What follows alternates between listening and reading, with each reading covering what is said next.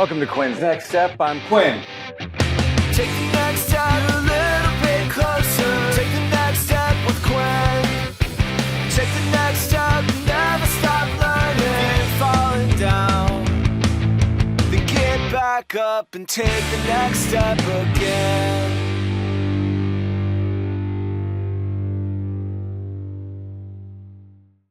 Welcome to Quinn's Next Step. I'm Quinn. Today I'm here with Brady from the Cigar Vault in San Marcos. He's going to tell me a bit about a couple different cigars and how to cut them, light them, smoke them right.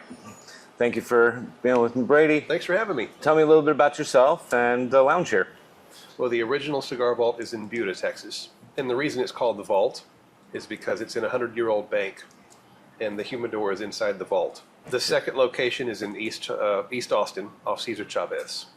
Let's see. This one I know a little bit about. This is the My Father Garcia y Garcia. This one's in Toro size. This one has Ecuadorian Habano wrapper and Nicaraguan fillers.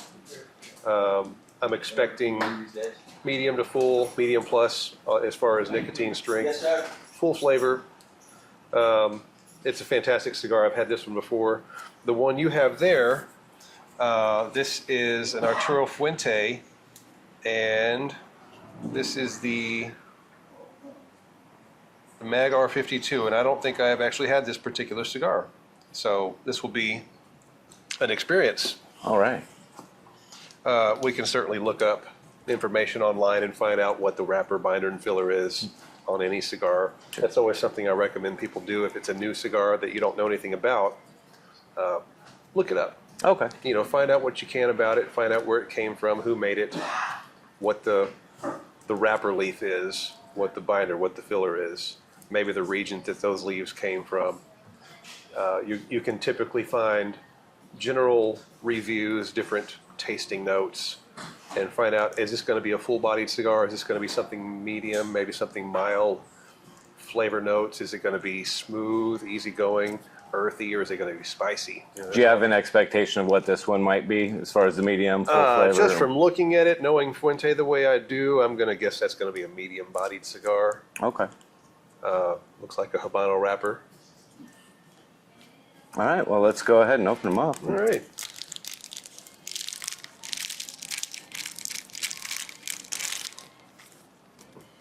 So do you prefer a cutter or do you just chew it right off? Well, I always use a cutter. I have seen people bite the end of their cigars off, and I don't recommend that method.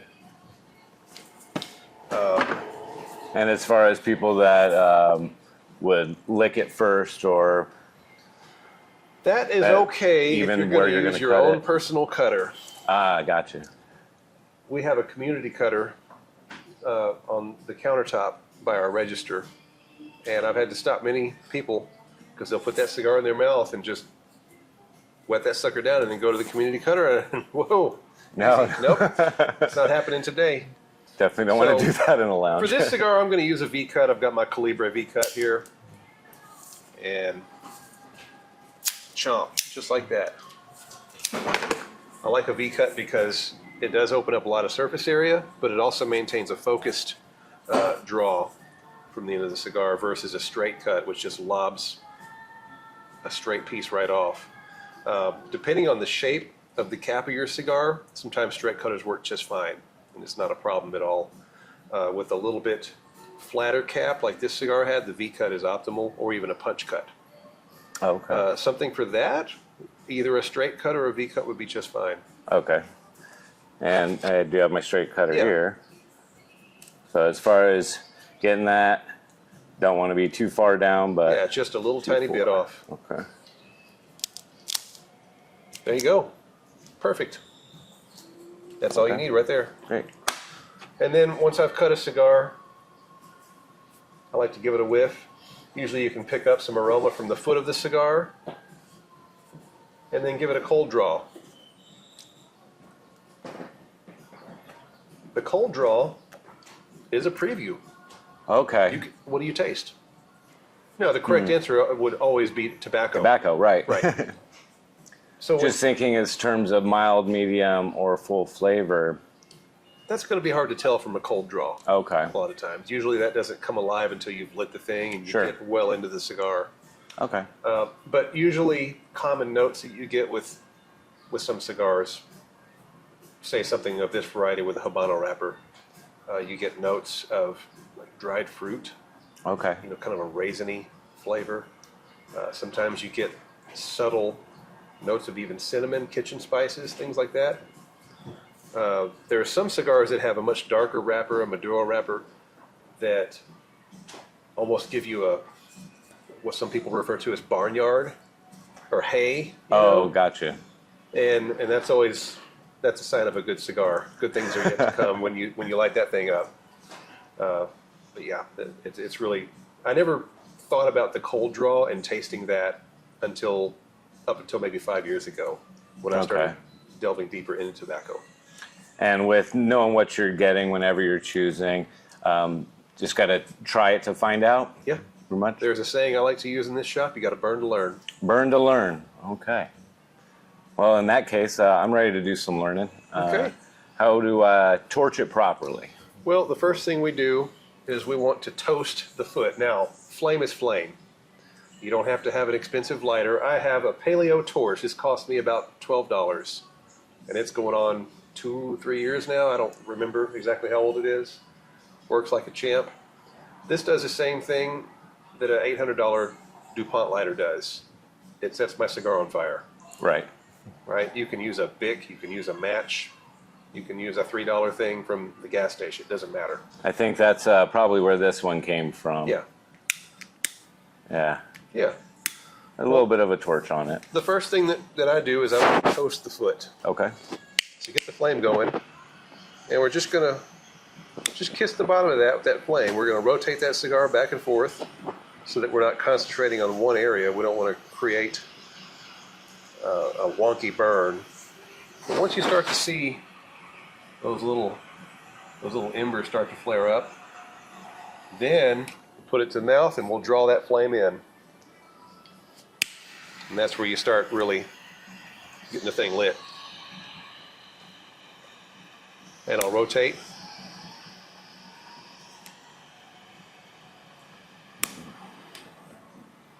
And then I'll blow on it. And when I blow, I want to see the entire end of that thing be cherry red. And that's all it takes. At that point, you're lit.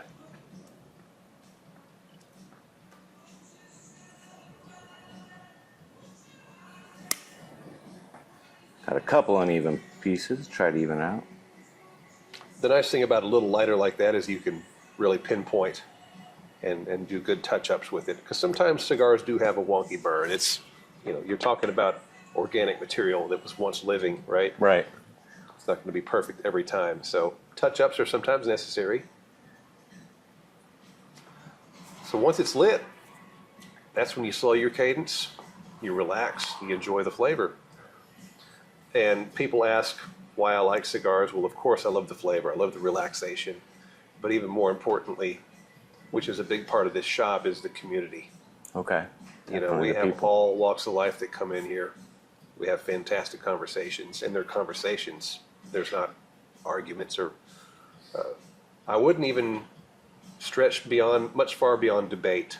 Okay. We can have very civil conversations. You can have opposing viewpoints on either side of any subject, but at the end of that conversation, we're all equals in here. Sure. We have a common bond, and we're hugging each other's necks. And no topics off limits?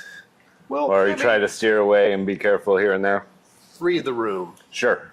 That's just kind of a Be respectful of the other people that are read here. the room, be respectful, be mindful. If someone is in here and they have a I hate watermelons shirt on, well, your first topic of conversation should not be why you love watermelons. That's just a very generic example. Sure. Fill in the word watermelon with anything, right? Politics, religion. But we've had plenty of those conversations on those two topics: politics or religion, theology, government, policy, war. Current events. and people talk it out, and they listen, and they give each other the space to say what they need to say. It's really fantastic in here. This shop and the community in here is pretty much the antithesis to social media.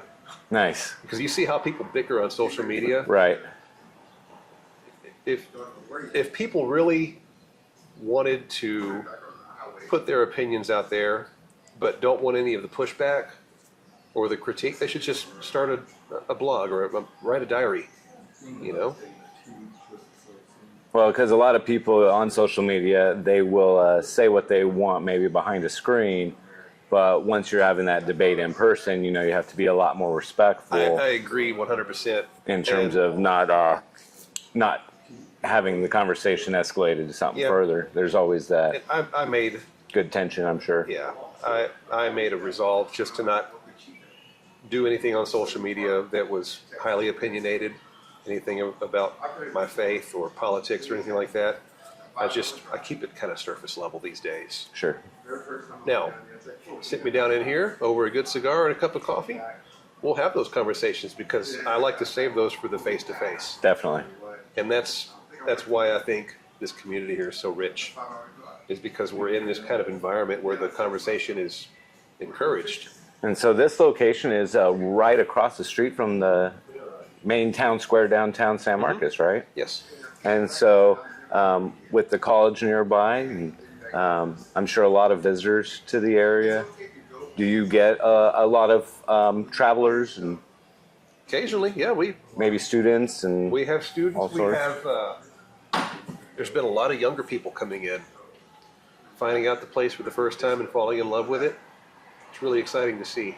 Do you find that younger generations are leaning more towards cigars than, say, cigarettes? Or I'm sure some of them might be after that cannabis, but you're always going to have some of them the do young more people tobacco. that are into the cigarettes and the vaping. Sure. Oh, vaping, yeah. That's those are competitors, right? And the FDA likes to lump cigars and pipes in with cigarettes and vaping, and classify them as the same thing, but they are actually quite different. Not only in how they're consumed, but how they're made. Obviously with cigars, we're not inhaling. Right. We draw the smoke in, we enjoy the flavor, we blow it out. What I'm holding in my hand right now has exactly one ingredient: tobacco. That's it. Now with cigarettes, over-the-counter cigarettes, you've got a little bit of tobacco, actual real tobacco. You've got lots of filler made of God knows what, and a list of ingredients about this long that you can't even pronounce, that you're mainlining right into your lungs. Right. And that's why they're so addictive, right? It's all the chemical additives. It's kind of like the French fries from McDonald's, right? They resemble a potato at one point in time, but not anymore. They're way different. Over grease, over salted, yeah. A lot of additives. Well, I figure just the bleached paper and filters that they use alone Yeah. have to have something there. So in a way, for the smoker, for the connoisseur, this is like the whole food section for tobacco. This is as organic as it gets. And so what would you tell somebody that wanted to switch from, say, cigarette smoking to cigar smoking? As you mentioned, there's that difference between inhaling and not inhaling. I would tell them exactly that, what I just told you. I would tell them about how relaxing and enjoyable this is. And what I find with cigarette smokers is it's not so much about the flavor as it is just getting that nicotine fix, that oral fixation. I typically smoke outside, especially when I'm at home. I don't smoke inside. My wife would not approve. When the weather's bad, I don't want to be outside in that. Right. But I don't find myself getting twitchy if I don't get to go out and have that cigar. And there's been times where it's, 2 weeks go by where I haven't had a cigar. Oh, okay. And I'm fine. Where you see someone that's a heavy cigarette smoker, they go a day without getting that fix, and they're a miserable piece of work. And they're hard to be around. Man, they'll go stand outside in the freezing cold just to get that cigarette, and then they're good. Right. I don't see that with cigar smokers. I haven't seen it with me personally. I have noticed at different cigar lounges that everybody is more relaxed, more, like you said, open to conversation, giving each other shit here and there. Oh, the ball busting is a big part of it. You know, we tell people that are new here, you know, if they're caught off guard by the ball busting, you know, it's like, hey, if we didn't talk to you, that's because we don't like you. Nice. So it's all good. Nice. But it's a very welcoming community. Oh, I don't Yeah. find anyone here at all pretentious. Obviously, if anyone's out of line, it gets dealt with. I'll talk to them. you had mentioned before that there is a station here or recording studio. There is a recording studio in the back, Shelter Recording Studios. Okay, and do you work with that as well here? Or? I am not directly involved. I'm not one of the engineers per se. Sure. Being a musician and a luthier, I am available to do instrument maintenance, drum tuning, things like that. Oh, And if okay. somebody needed to hire a drummer or a bassist, they could hire me for a session. And then I noticed that do you have a stage here as well? Do you have performances here often? Yes, so Wednesday night is open mic night for musicians. And we have comedy night on Thursday, also an open mic format. Okay. Anything else you'd like to tell me about yourself or the shop? Gosh, I mean, the shop is just so near and dear to me, and the fact that I've been a customer here for 12 years and now have the opportunity to be the manager is really special to me. You know, in the latter days of Hill Country Humidor, it was just limping along as a business. It wasn't good in there. There might have been 5 boxes of cigars total on the shelf, and it was on its way out. Right? It wasn't a matter of if, it was when. Gotcha. And now seeing it where it is, it's stronger than it's ever been. It's really exciting to see. And do you have memberships here as well? We don't have Or- memberships per se. We do have lockers in the humidor. Okay. People can rent a locker, and they can keep cigars, they can keep bottles of bourbon, whatever they want in there. And if it's cigars especially, it's going to be inside the humidor, so everything's going to be maintained. Definitely. And we stay on top of our humidor just to be sure that the temperature and humidity is set correctly, so that not only our inventory but our customers' prized possessions in their lockers are well maintained as well. And what's nice about a good cigar is a lot of them have a beginning, a middle, and an end. You can kind of classify it in thirds: the first Oh, third, the okay. middle third, the last third. And they'll take you on a ride. You know, a lot of times you get to that first third, and then the second one kind of ramps up, it opens up and does a little something different. Okay. And then that evolves, and then you work your way into the last third, and it typically intensifies. And the flavor profile changes a little bit. And is that one of the differences between, say, shorter cigars and longer cigars? If someone's It just can new have a little to bit cigars? to do with the length of the cigar or even the ring gauge. It's more so just the way it's blended and made.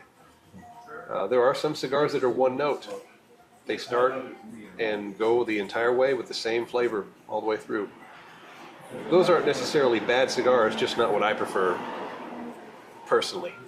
I like something that takes you on a ride, something that evolves and ramps up, you know, tells a story almost. And you're familiar with the My Father one as far as what you're expecting out of that one? Oh yeah. Now this is a little bit on the heavier side for what I would start out with in a day, but that's fine. I love full-bodied stuff, and you know, this from the get-go, I'm getting some great notes of leather, some black pepper in there. There's just a little bit of on the retrohale. There's a little bit of like a grassy note, like a lighter note. I wouldn't say as light as something citrus, but that's with the first, you know, beginning of this cigar. I'm not that far in. Sure.